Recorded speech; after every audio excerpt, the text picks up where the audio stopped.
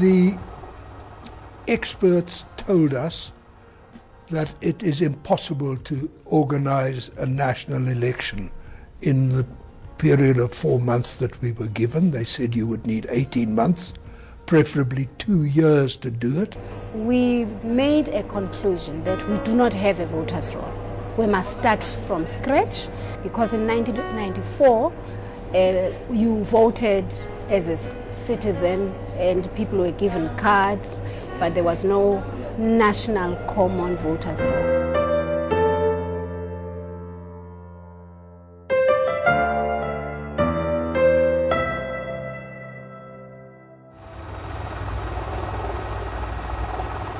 South Africa's transition from apartheid to democracy remains one of the most impressive political transitions of our time. It's a miracle story that almost didn't happen. The country's lack of multi-party electoral experience and the violent and persistent clashes between the ANC and the IFP are just some of the factors that stood to derail the process. If they try to sideline us, South Africa will be a catastrophe. We are going to destroy. No one will go to the polls on the 27th. But one thing was clear from the outset. Come what may, free, fair and inclusive elections were to go ahead. But who was going to run these elections? Given the country's history of oppression, a new body or agency with no links to the existing government and broadly representative of South African society had to be formed. So it was that the Independent Electoral Commission, or IEC, first came into being. And on the eve of the Christmas of 1993, the chairperson of the new body, Judge Johan Kriegler, would meet with his deputy, then Advocate Dikgang Moseneke, and 9 other South African commissioners to chart the way forward. None had electoral experience and had just under 4 months to pull off an election that would normally take 2 years to put together. It was a political imperative that the elections take place. The date, the 27th of April, had assumed magical proportions. That would be the day, come hell or high water, the elections would take place as determined on that date. But the country was on a knife edge. Members of the far right-wing AWB were going around the country destabilizing political gatherings and propagating white supremacist ideas. Violent clashes between the ANC and the IFP were becoming more commonplace as they tried to campaign in each other's strongholds. The violence was further fueled by the Third Force, a secret operative within the South African Security Force, which provided arms and military training to some sectors of the IFP. Over 3,700 people were killed in the political violence of 1993. Throwing a spanner to the works was the multi-party negotiations, a forum between the governing National Party, the African National Congress, and other political parties. During the talks, the main negotiating parties, the ANC and the NP, had reached an agreement on a number of issues before taking them to the other parties in the forum. This put considerable pressure on the other parties to either agree with the consensus or to be left out of the process. In protest, the leader of the Inkatha Freedom Party, Mangosuthu Buthelezi, pulled out of the talks and threatened to boycott the elections. Unless, however, King Goodwill Zwelithini was guaranteed special status of the Zulu monarchy and the party granted complete autonomy over the internal politics of KwaZulu. And with the IFP out, the negotiations continued under a cloud of political uncertainty. Then on the 10th of April 1993, the unthinkable would happen. Chris Hani, leader of the South African Communist Party and a senior leader of the ANC, was assassinated outside of his home in Donpark by a Polish far-right-wing immigrant, Janusz Walus. Emotions ran high as fears of a violent backlash swelled throughout the country. But in a message regarded as presidential even before he was president, Nelson Mandela went on national television and called for calm. The call helped to tip the scales in favor of the ANC in the negotiations. Then on the 25th of June 1993, in a bid to derail the talks, members of the AWB dramatically stormed the World Trade Center in Kempton Park, where the negotiations were taking place. They broke through the glass front of the building with an armored vehicle and briefly took over the negotiations chamber. the climate of violence would continue into 1994. In the last months leading up to the election, there were reportedly as many as 10,000 people killed in related violence. There were bombs going off, bombs at the what is now Oliver Tambo International Airport, a bomb in downtown Johannesburg, homeland leaders refusing to come into the process. Things were very, very tense. And with barely a week to go before the elections, the IFP decided to register the party. But the ballot papers had already been printed, so a contingency plan had to be devised. Stickers of the party had to be hastily affixed by hand at the bottom of each ballot paper. It was a costly exercise, but one that would ensure a 95% voter turnout on election day. Then came the 27th of April 1994. A day that would formally mark an end to apartheid.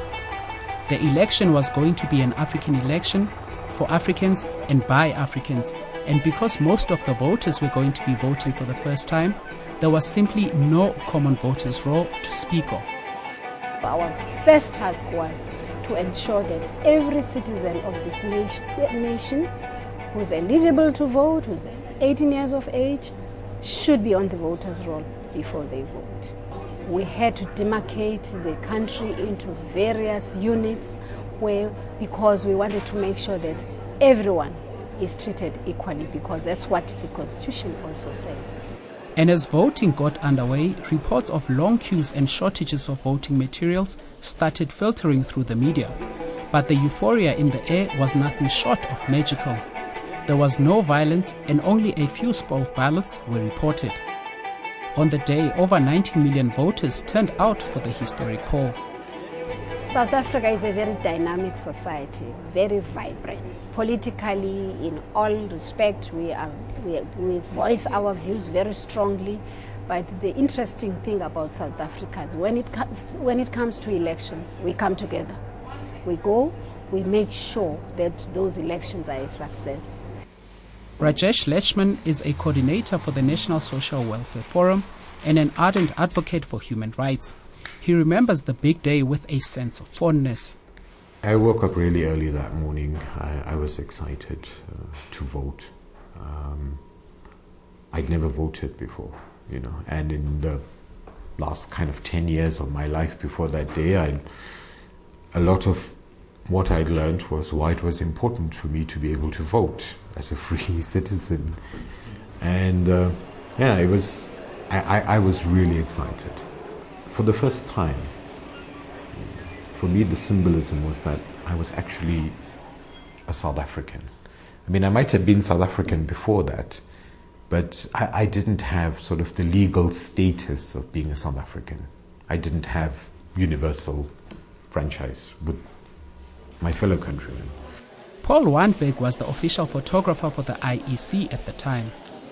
The most remarkable moment for me was not so much my own voting, but witnessing Nelson Mandela voting for the first time. And I was very nervous, actually. I took about 25 light meter readings just to make sure that I was correct. And then he came in eventually and he voted. And I got a moment, yeah. The miraculous elections saw Mandela, a former political prisoner, ascend to the presidency of the country.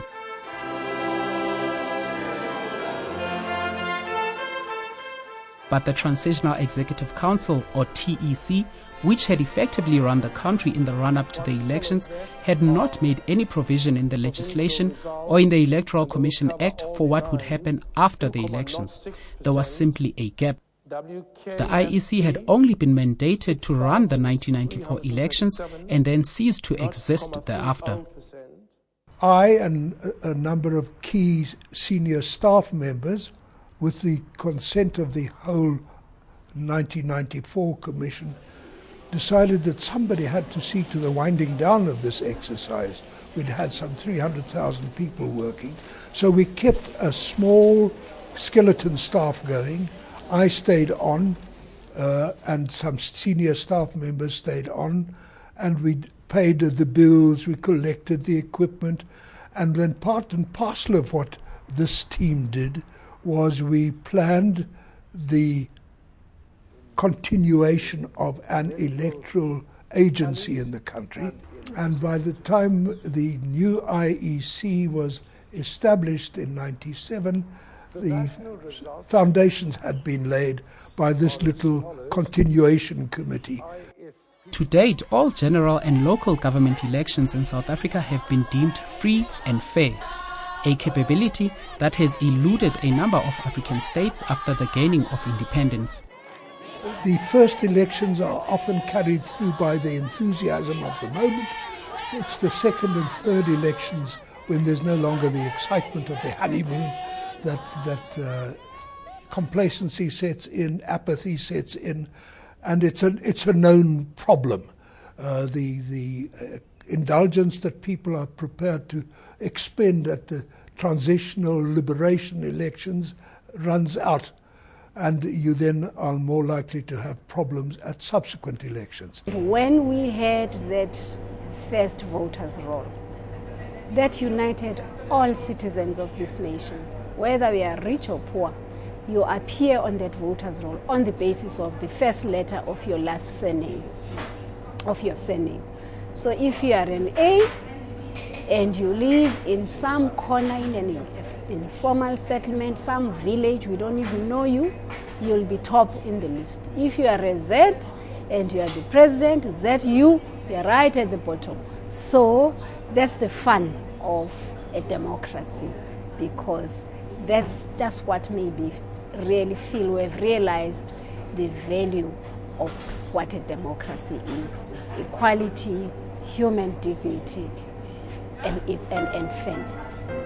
But sentiment alone was not going to be enough to sustain the miracle story. As a developing nation and a growing democracy, South Africa had no choice but to embrace innovative technology in the running of future elections. We evolved a system of doing a voters' roll that was unique throughout the world, working on a GPS system, working closely with the national census in organizing constituencies and voters registration areas linked to the national census areas, which made it possible to locate people not by addresses but by their physical location on the globe at certain coordinates, which was an enormous breakthrough. We have a voters' roll that functions well. So I'm particularly proud of how we did the voters' roll. I'm particularly proud of the technique of registration and voting, recording of people having gone through the vote by means of the zip machine. If we had not had those machines, we would not have been able to get 15 million people on a voters' roll in one weekend.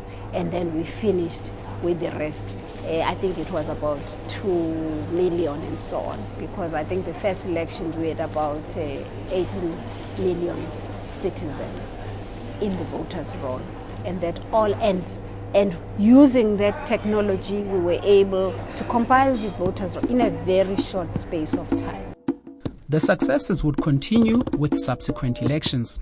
For example, the second democratic elections were prepared and delivered in the record time of 13 months, and to date, the IEC has over 25 million registered voters in its voters' roll. But electoral success over the past 20 years has not necessarily translated into a better life for all. Widespread poverty and inequality remain South Africa's biggest challenges. Based on our 7th Economic and Social Rights Report, there are certain components of economic and social rights which seem to be moving backward and retrogressing in many respects. Particularly access to sanitation and clean water have been identified as particular problems. The housing situation in South Africa has still not been fully addressed. And we noticed that maternal mortality has increased significantly since 1990, and the child mortality levels are at the same level today as they were in 1990. And this reflects a retrogression of those rights to socioeconomic rights in particular, whereas we are meant to be moving towards the progressive realization of socioeconomic rights. It appears as if we are taking a step backward. Lucy Holborn, a social and economic researcher, feels that the country's transition from apartheid to democracy did bring some positive changes amid the challenges. On the sort of political side of things, I think we've done well. Certainly in the initial transition period, there's enormous potential there for that to be quite violent, to be quite divided. And I think, you know, specific leaders such as Mandela, Desmond Tutu, those sorts of people were really pushed for those processes to be cohesive and to be as united as possible. So I think in that sense we've actually done really well. We've transitioned to a democracy very peacefully, bringing most people along with us, and that's really positive. Considering South Africa's history of racial oppression, it's not surprising that South Africans continue to vote largely along racial lines. Race remains a critical issue for all of us as South Africans.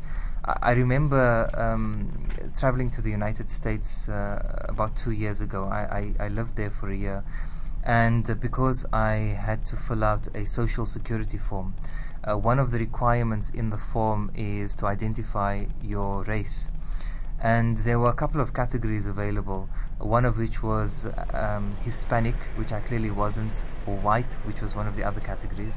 And then one of the last categories was black, which I ticked off because I clearly identify myself as a black person in the context of our democracy. We must openly talk about race and equality in South Africa. I think it's the only way that as a country we are able to move forward from the terrible past that we had all had to endure under apartheid. Human rights activist Sipho Mantula agrees with Kayum's assessment of race in the country and feels it's an issue that needs to be explored not only from a past perspective, but also from a continually changing present. Going forward is to say, how do we manage our emotions? How do we manage our understanding of different races? And generally, if you look at even this concept of colored, you find that it was an apartheid law creation of 1950 where it was taming people colors, and there was no even a clear meaning of who is a colored person. But if you look at a generic meaning of colored people, they see themselves as indigenous people, they see themselves as the First Nation people, they see themselves as Africans. Lucy believes the country's tough economic climate does play a role in exacerbating our racial divides. Increasingly, the divisions aren't strictly racial, they're actually between class groups. They're between the unemployed, they're between the low-skilled workers, they're between the sort of economic elite. And those, I think, increasingly are the sort of divisions that people feel in their day-to-day lives. They see so-and-so living in this way, and it's such a different experience of life that, you know, it affects our cohesiveness as a society. It affects how we can relate to each other and understand each other. There are lots of other issues in society